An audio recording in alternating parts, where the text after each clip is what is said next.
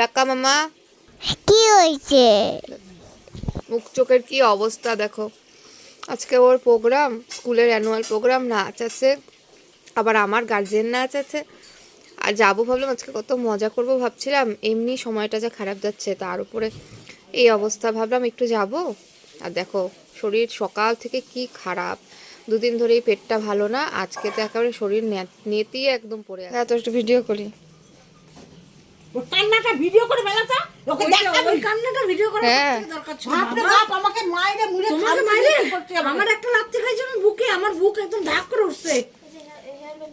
আজকাল লাথি খাই কই সাদা আমাকে মারছে। সাধু সুতো যে টেবিলের নিচে, ওইটা টুপি পরাবো তো, গিয়ে ওখানে তোমাকে আবার সাজাইতে হবে, চিন্তা নাই তোমার। কানবি না হ্যাঁ সব নিচে। জুতা কোথায়? ওর জুতা তো যায় না এটা।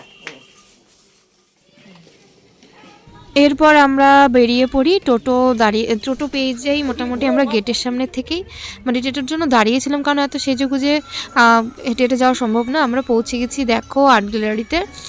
তো নিচে অনেক ভিড় ছিল, ওই জন্য আমরা উপরেই বসি। আর মেয়ের যেহেতু শরীরটা খারাপ ছিল তো ওই জন্য আরও উপরে বসি, কারণ ফাঁকা ফাঁকাই ছিল উপরটা, ও একটু খোলামেলাভাবে থাকতে পারবে। আর ভেতরেও ঢুকে দেখি প্রচণ্ড গরম, আগুনের মতন গরম।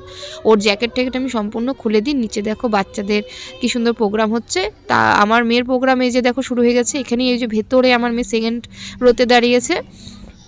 তো ওর নাচটা যেহেতু ওকে ভালোভাবে দেখা যাচ্ছিলো না ক্যামেরার মধ্যে, তার জন্য আর সম্পূর্ণ ভিডিও দিইনি। এরপর আমি শাড়িটা পরে নিই, যেহেতু নাচ হয়ে গিয়েছে। তারপর শাড়ি পরিয়ে দেখো পেছনে আমার যার সাথে যারা নাচবে তারা। তারপর আমাদের গার্জিয়ানের নাচটা দেখো শুরু হয়ে যাবে এক্ষুনি। আমি চলে যাচ্ছি স্টেজে। তো এবার প্রচণ্ড ভয় লাগছিল, কারণ অনেক বছর পরে স্টেজে যে নাচ করব। তো শুরু হয়ে গেছে এই যে আমাদের নাচ। হ্যাঁ, তো একটু দেখো, আমি হচ্ছে তোমাদের বাদিক থেকে 3 নম্বরে হচ্ছে আমি, কারণ সবাই একই রকম সাজগোজ, হয়তো তোমরা বুঝতে পারবে না আমি কোনটা।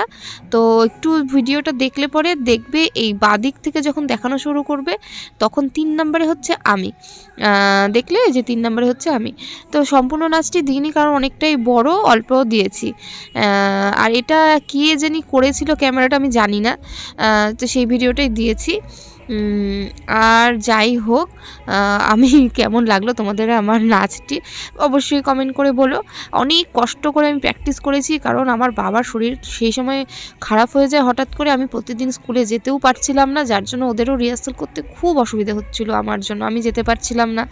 তো অনেক কষ্ট করে প্র্যাকটিস করে তারপর আমি সেদিন নাচতে গিয়েছিলাম। মন মেজাজ তো ভালো ছিল না, কিন্তু তবুও যাই হোক গিয়েছিলাম, কারণ আমি না নাচলে ওদের নাচটা অসুবিধাই হচ্ছিলো, কারণ আমরা জোড়া জোড়া ছিলাম। তো যেভাবেই হোক নাচটা করেছি, ভেবেছিলাম অনেক মজা করব, কিন্তু সেটা আর করতে পারিনি। মেয়েরও হঠাৎ করে শরীরটা খারাপ হয়ে যায়। যাই হোক, তো এবার দেখো আমার মেয়ের নাচটাও তোমাদেরকে দেখাতে পারলাম না ভালো করে। ও অ্যাভাতান অ্যাভাতান গানে নেচেছিল, আর আমরা নেচেছিলাম পিঙ্গা। তো মানে এত বছর পরে না স্টেজে উঠে নাচ করতে প্রচণ্ড টেনশন হচ্ছিল, প্রচণ্ড ঠান্ডা তো লাগছিল না, উল্টা গরম লাগছিল। তো নাচ টাচ কমপ্লিট করে আমাদেরকে টিফিন দেয়, আমার মেয়েকেও টিফিন দেয়।